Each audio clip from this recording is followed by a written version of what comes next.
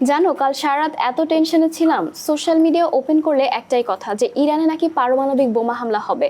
মানে যে কোনো সময় এটা ভয়ঙ্কর কিছু হয়ে যেতে পারে। আমারও সেম অবস্থা ছিল এবং সকালবেলা উঠে যখন দেখলাম যে ডোনাল্ড ট্রাম্প ঘোষণা দিয়েছে যে তারা 2 সপ্তাহের যুদ্ধবিরতিতে যাচ্ছে, আমি বেশ অবাক হয়ে গিয়েছিলাম।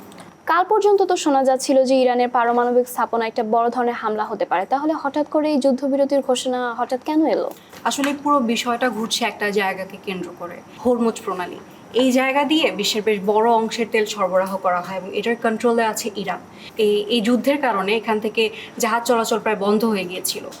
আর এই জন্যই তেলের সংকট দেখা দিয়েছে এবং সারা বিশ্বে তেলের দামও হু হু করে বাড়ছে, এবং বাংলাদেশের মতো দেশেও কিন্তু এর প্রভাব পড়ার কথা ছিল। ঠিক তাই, এবং যুক্তরাষ্ট্র পরে ইরানকে শর্ত দিয়েছে যে তারা যদি এই হরমুজ প্রণালী খুলে দিয়ে জাহাজ চলাচলের ব্যবস্থা করে দেয়, তাহলে হচ্ছে তারা ইরানকে নিরাপত্তা দিবে এবং যুদ্ধবিরতিতে যাবে।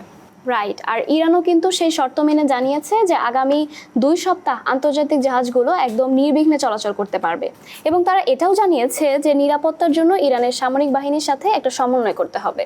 আর এই যুদ্ধবিরতির পেছনে কিন্তু একজন মধ্যস্থতাকারীও আছে, পাকিস্তানের প্রেসিডেন্ট শেহবাজ শরীফ।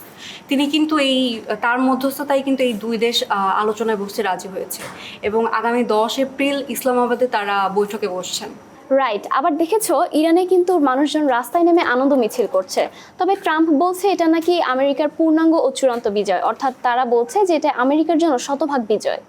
অথচ ইরানও কিন্তু বলছে যে তারাও বিজয়ী।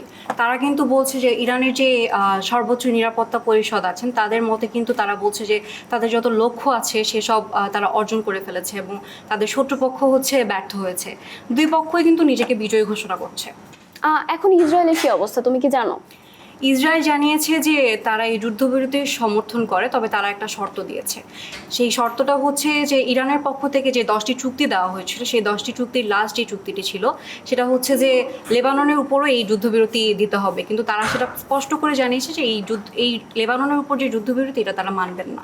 তাহলে পুরোপুরি করে এখন কাউকেই বিজয়ী বলা যাচ্ছে না। তবে সবচেয়ে বড় জয় হচ্ছে যে যুদ্ধ থেমেছে, তেলের দাম কমেছে, এবং স্বস্তির বিষয় হচ্ছে যে মানুষ আগামী 2 সপ্তাহের জন্য কিছুটা হলেও স্বস্তি পাচ্ছে।